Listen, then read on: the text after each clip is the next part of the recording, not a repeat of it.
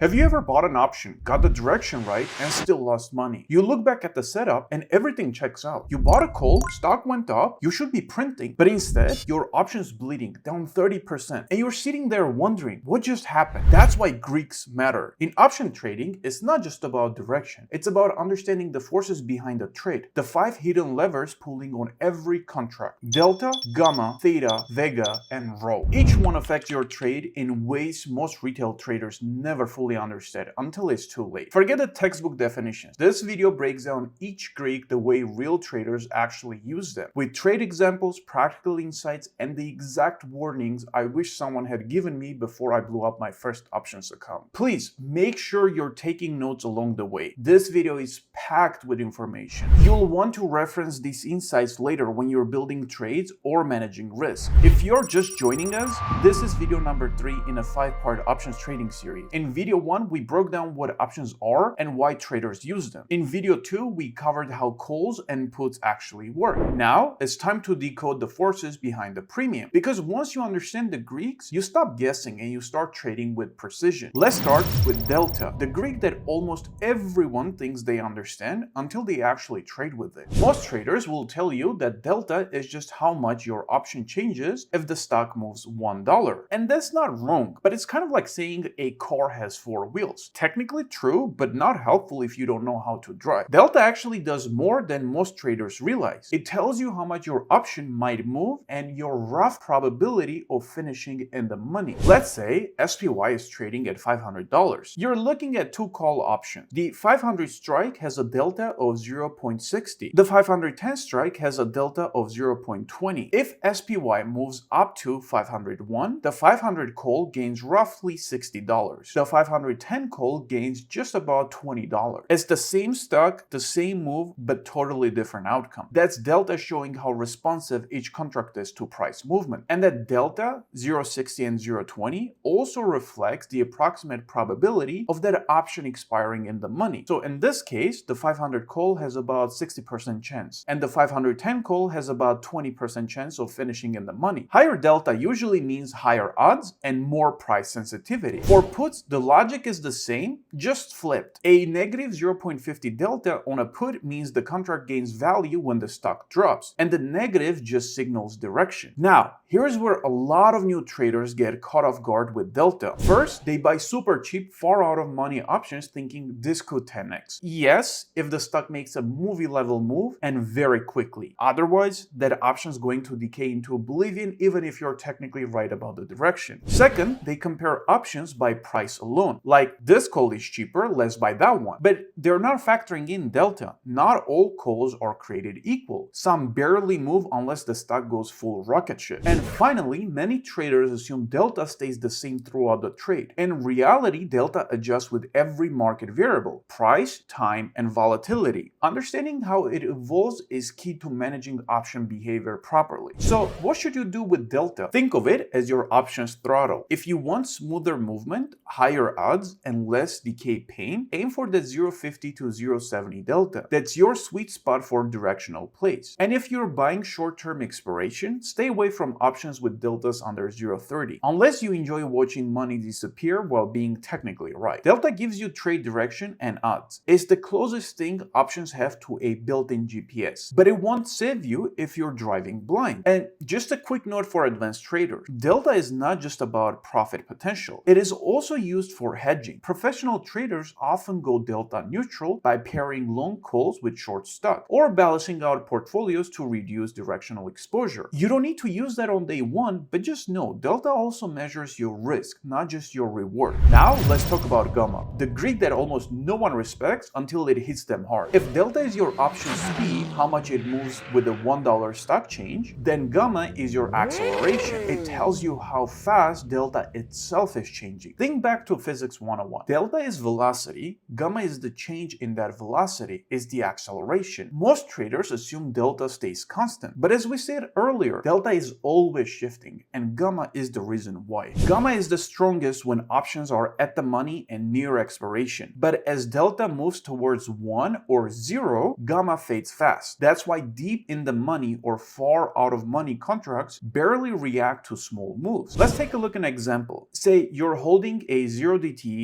SPY call with a 500 strike. Delta is 0.50 and gamma is 0.30. SPY moves to 501, now your delta jumps to 0.80. If SPY moves another dollar, you'll gain $80 instead of just 50. Your position becomes more responsive with each tick because gamma is increasing your delta. If the move keeps going, your gains accelerate. But if SPY reverses, delta shrinks and the option gives back value just as quickly. That's gamma at work. It expands your exposure in both directions, whether you like it or not. So where is gamma at the most dangerous? It's right at the money and right before expiration. That's why 0DTE contracts can be so volatile. Gamma is maxed out. Even a small move can explode or erase your premium. If the move hits, you're printing. But if it doesn't, that option deflates really fast. Gamma punishes hesitation just as much as overconfidence. And for sellers, this is where gamma hits the hardest. If the stock moves quickly, delta can spike beyond what you planned for. And unlike buyers, sellers have no defined cap on losses. That's what makes short gamma exposure especially risky near expiration. Here is where traders often get caught off guard. Mistake number one is that they sell near the money options right before expiration, not realizing how violently delta can spike when gamma is high. One quick move against them and they're suddenly deep in the red. Mistake number two is that they buy two options with the same strike and the stop, but one is closer to expiration. Because gamma is higher near the expiration, that option reacts much more aggressively to price movement. Same trade direction, but different results, because gamma changed how fast the option reacted. And finally, mistake number three. They assume once a trade is placed, the Greeks are locked in, but gamma keeps adjusting how delta behaves, especially in short-dated contracts. If you're not actively managing it, it can quickly shift your exposure without warning. And if you're trading short-term setups, you're trading gamma. Either learn to work with it or it will work against you. And we also have a bonus concept, gamma squeezes. This happens when traders pile into short-dated call options, often in meme stocks or high beta names. Think of GME. To stay delta neutral, market makers or institutions who sell those calls need to hedge by buying the underlying stock. As prices rise, delta increases, so they have to buy even more to stay hedged. That creates a feedback loop where buying pressure drives the price up even further. No news, no catalyst, just mechanical flow. The opposite of this is the inverse gamma squeeze. This happens when traders aggressively buy short-dated put options, usually during a market drop or after a sudden bearish shift. Market makers selling those puts need to hedge by shorting the stock to stay delta neutral. As the prices keep falling, delta on those puts increases, which forces them to sell even more of the stock. That creates a feedback loop. The lower the price drops, the more stock gets dumped into weakness. Whether it's a gamma squeeze or an inverse gamma squeeze, understanding the flow behind these moves can save you from chasing noise or getting steamrolled by it. Now, let's talk Theta, the Greek that drains your options while you're doing absolutely nothing. Theta measures how much value your option loses each day, simply because time is passing. If Theta is, say, negative 0.1, you're losing $10 per contract every day, even if the stock stays frozen. But here's the catch that most traders miss. Theta decay isn't linear, it accelerates. The closer you get to expiration, especially with at-the-money contracts, the faster it bleeds. Think of it like paying rent to hold the option, but the rent itself isn't fixed. It keeps going up the closer you get to the expiration. Early on, it's manageable, but as expiration nears, the daily cost spikes, and it doesn't care if you're still waiting on a move in the underlying stock. This is why you'll see your option value drop 30 to 40% in the final days, even if the stock just chops sideways. A quick heads up, I covered part of Theta back in video number 2, including how time decay works, why options bleed the closer you get to expiration, and how Theta impacts your premium. So if this part feels fast, hit pause, go watch that one, and come back. It will fill in the gaps. Now let's take a look at an example. Say you buy a call option for $2 with 5 days left to expiration. On day 1, Theta is around negative 0.20, so you're losing about $20 per contract per day. By day 3, it might hit negative 0.30, so even if the stock hasn't moved, by day 3 you're down down over $70, and the trade hasn't even had a chance to work. You weren't wrong on direction, just off on timing, and Theta chipped away at your premium every single day. This is what burns newer traders. They expect profit if the stock stays above their strike price, but time decay hits hard before the move even happens. And here is where things get tricky, because not all options decay the same way. Some bleed out fast, others hang on a bit longer. Let's break this down just like we did in video number 2. At the money, options hold the most time value and lose it the fastest as expiration gets close. In the money and out of the money options start with less time decay, and their decay tends to be slower and more steady. But don't expect them to stay steady forever. As time expiration approaches, they accelerate too. If you graphed it, at the money Theta would look like a steep drop-off. In the money and out of the money Theta would look more like a gentle slope until time runs out and the decay speeds up. So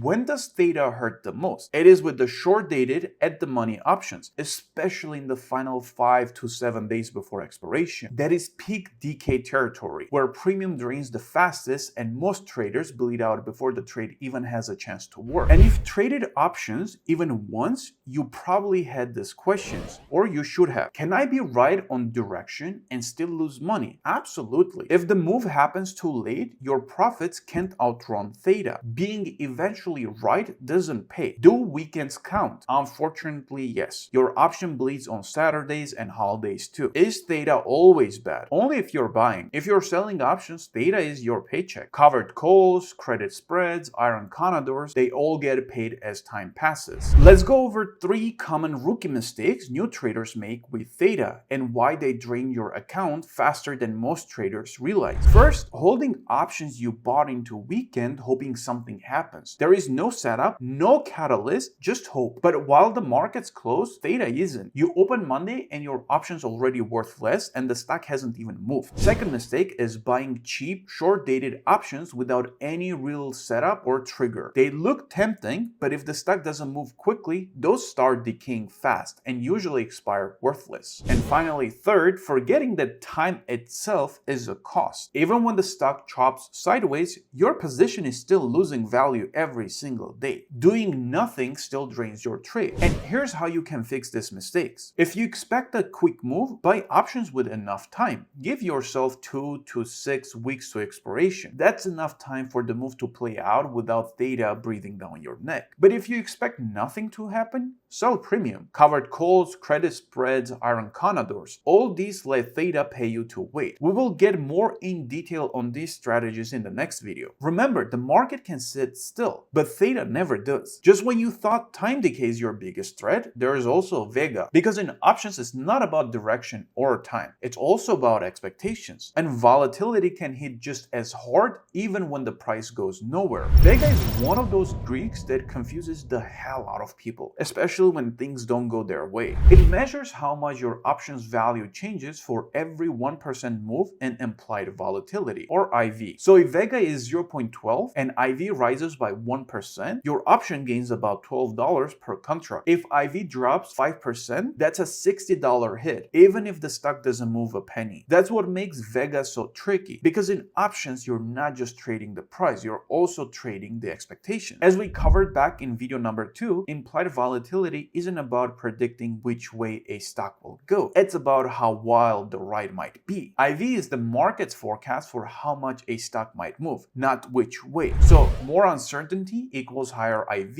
equals more expensive options. And once that event passes, be it earnings, a Fed decision, or whatever, that uncertainty fades away. And IV drops, and so does your premium. That sudden collapse, that's the IV crash. And Vega is what's behind it. Think of it like concert tickets. When a big name is coming to town, prices spike. Not because the music is guaranteed to be good, but because demand is high and everyone expects a show. That's what pumped up IV looks like. And just like with concert, once the event is over, nobody is paying top dollar anymore. The hype vanishes, so does the premium. One quick thing I want to clear up, since a lot of traders get this confused. Implied volatility, IV, is forward-looking. It reflects what the market expects might happen in the future. Historical volatility volatility, HV, is backward looking. It shows what already has happened. But Vega only reacts to implied volatility. So if a stock was super volatile last week, that's historical volatility, it doesn't matter. If the future looks calmer and IV drops, your option loses value even if the stock hasn't moved at all. Before we jump into an example, let's quickly talk about IV rank and IV percentile because they are easy to mix up but super important when Vega is in play.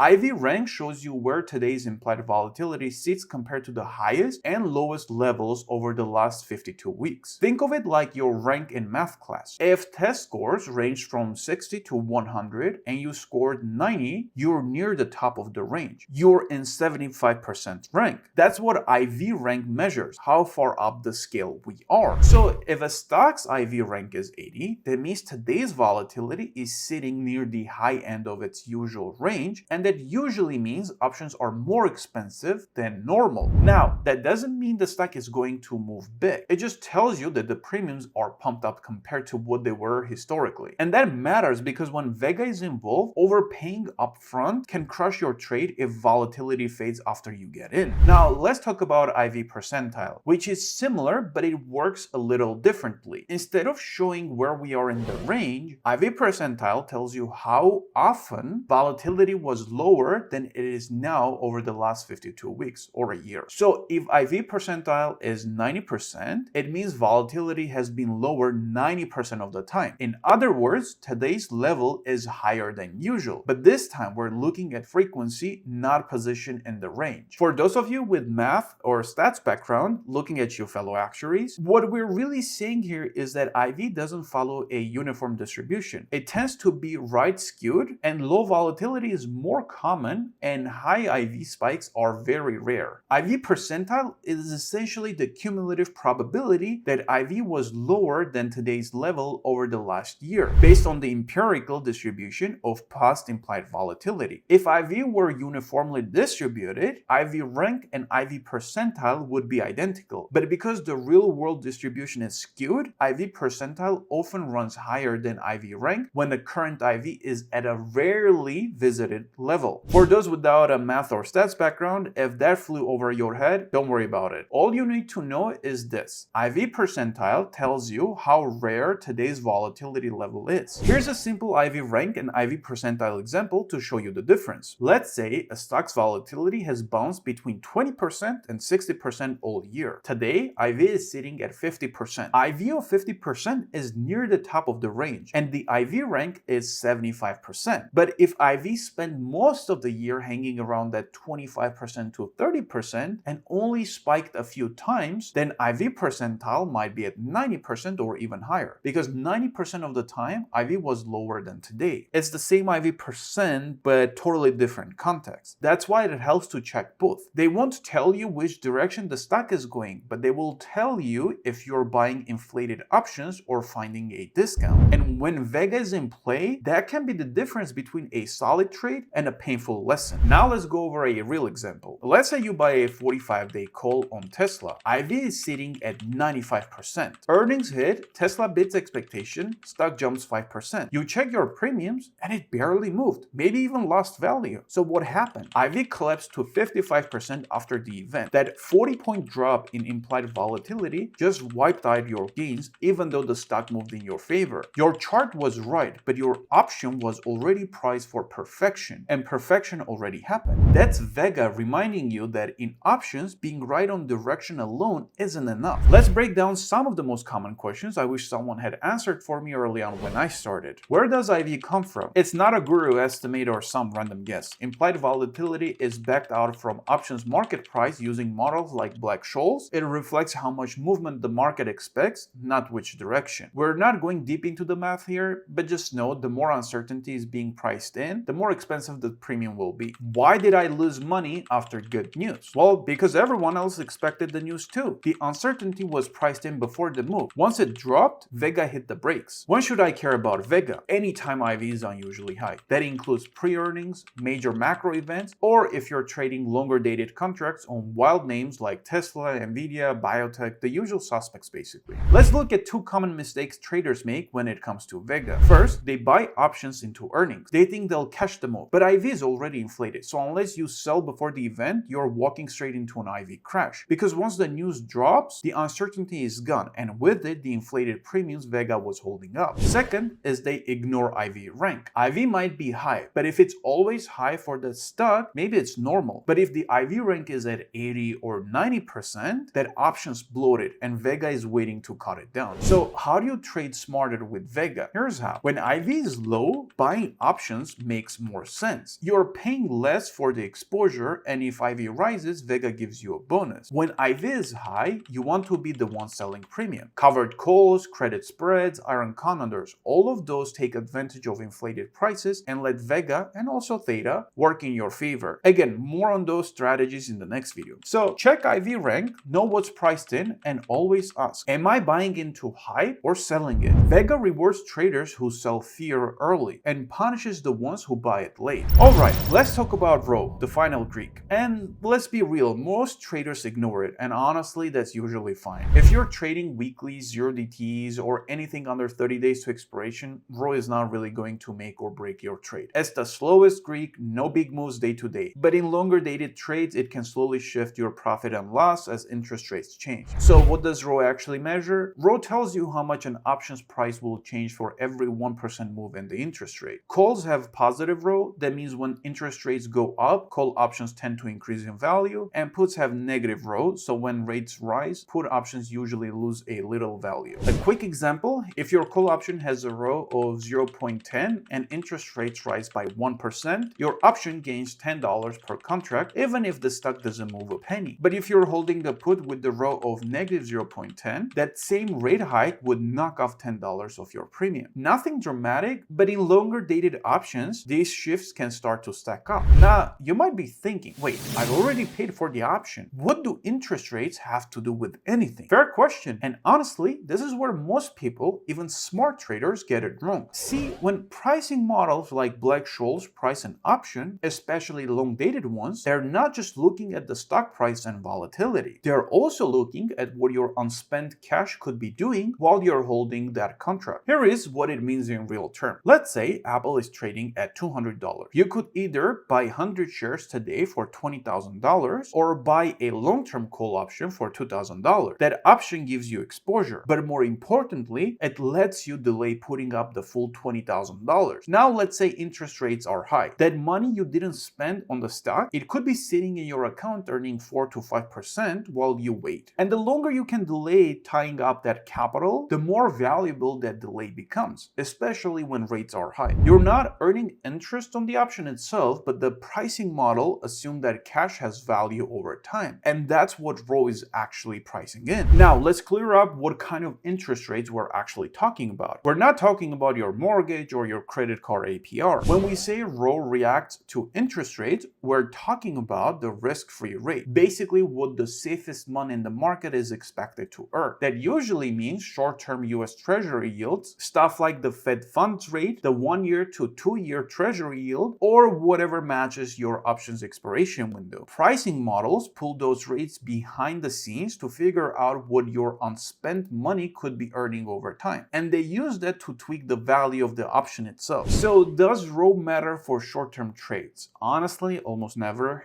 You could get a surprise Fed rate hike, but if you're holding, say, a 14-day call, it won't even blink. That's why most traders never really talk about Rho. For fast trades, it's a non-issue. But where it does matter is when you stretch out your time frame. Think leaps, protective puts on long-term holdings, synthetic stock positions using long calls and short puts, and macro plays during interest rate cycles, like when the Fed is hiking or cutting. And those setups, even small changes in rates start to shift your position's value. Not in big dramatic ways, but enough to matter over time, especially at scale. So what should you do with Rho? If you're trading short term, you can just ignore it. It's not going to break your trade. But if you're using longer dated options or setting up hedges that stretch out months, it's something to keep in mind, because when interest rates change, the value of time changes too. And Rho is the Greek that tracks that shift. It won't spike your profit and loss, but it's always ticking in the background. All right, let's wrap up this video. It's been long enough. In summary, here's what you need to remember about Greeks. You're not just trading a chart, you're not just trading price. Every time you enter options position, you're engaging with 5 underlying forces that quietly shape your outcome, whether you realize it or not.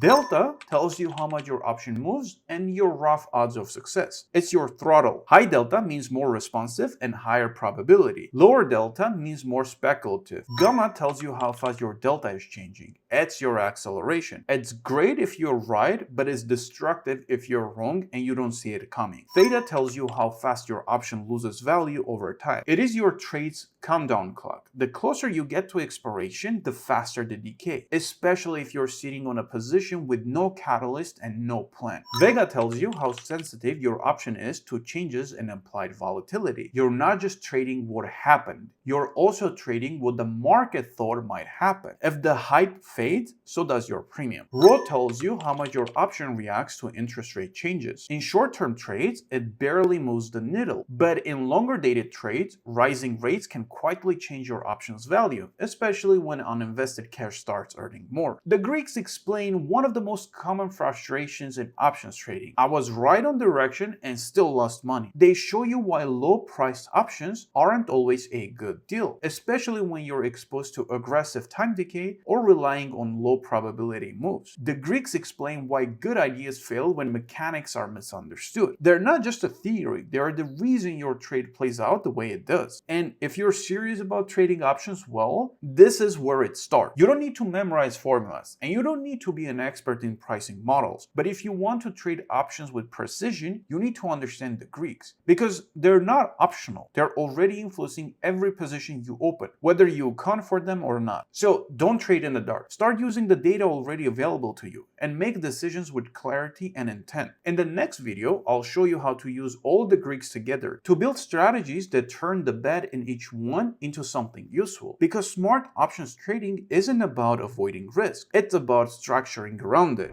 If this video helps simplify the Greeks, like and subscribe, and let me know in the comments which one impacted your trading the most. Make sure you're signed up for the newsletter as well. I send out weekly breakdowns covering market recaps, breaking headlines, and high potential chart setups built for traders who want to trade with clarity and consistency. In the next video, we'll put the Greeks to work. You'll learn how to use them in real trades to hedge risk, build spreads, and structure smarter setups that protect your downside and grow your account with more control. Thanks for watching, and I will see you in the next one.